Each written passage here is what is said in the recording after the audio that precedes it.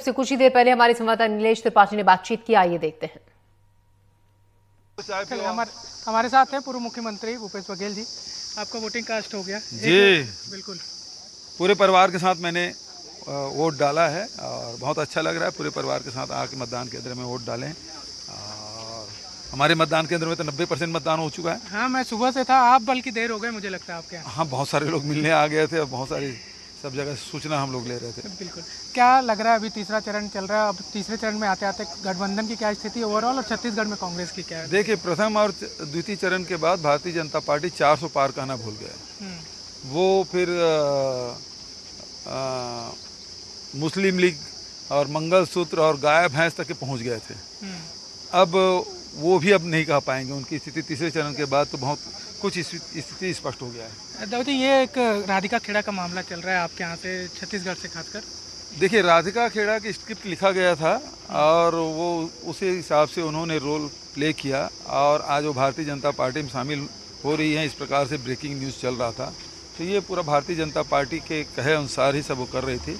मुख्य बात यह है कि प्रधानमंत्री जो मास रेपिस्ट है उसके मंच में जाके उसे वोट देने की अपील कर रहे हैं, उसके बारे में भारतीय जनता पार्टी बोलना चाहिए। आखिरी रायबरेली और अमेठी की जिम्मेदारी, एक बड़ी जिम्मेदारी मिली है आपको छत्तीसगढ़। कल मैं उड़ीसा के प्रचार में जाऊंगा, 2 जगह कार्यक्रम है और उसके बाद मैं 9 तारीख को रायबरेली जा रहा हूँ, वहाँ कैंप करूँगा।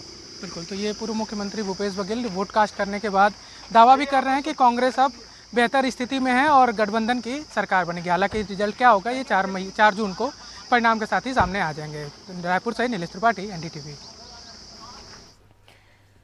मयंक चतुर्वेदी लगातार हमारे साथ बने हुए हैं, सीनियर गेस्ट। मयंक जी, जिस तरीके से अभी बातचीत हो रही थी, हमारे सीनियर सहयोगी अनुराग बातचीत कर रहे थे जब दिग्विजय सिंह से, राष्ट्रीय मुद्दों की बजाय इस बार जो चर्चा में रहा, बड़े बड़े मंच पर और बड़े बड़े चेहरों ने जिन विषयों पर चर्चा की उनमें मटन चिकन रहा, मंगलसूत्र और बिछुआ पायल, इन चीजों का जिक्र हुआ। इसको लेकर क्या आप कहेंगे? राजनीति का स्तर जिस तरीके से पहले से अब धीरे धीरे वो बदल रहा है, इस स्वरूप को क्या कहेंगे, क्या माना जाए?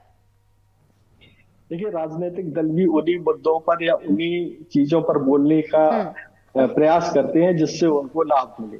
अगर वो मटन चिकन से, अगर भारतीय जनता पार्टी को लगता है कि मटन चिकन से हम किसी एक वर्ग विशेष को टारगेट कर सकते हैं, तो निश्चित तौर पर वो मटन चिकन की भी बात करेंगे।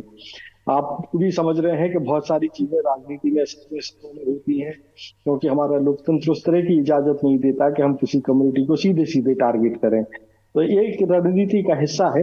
हाँ, लेकिन ये जरूर है कि जो सवाल आपने किया है, ऐसे ही आम आदमी के दिमाग में भी ऐसे सवाल उठ रहे हैं और वो ये मानते हैं कि वो जो है उन मुद्दों पर चुनाव अब शायद नहीं लड़ा जा रहा है जो जनता के मुद्दे हो सकते हैं या हैं।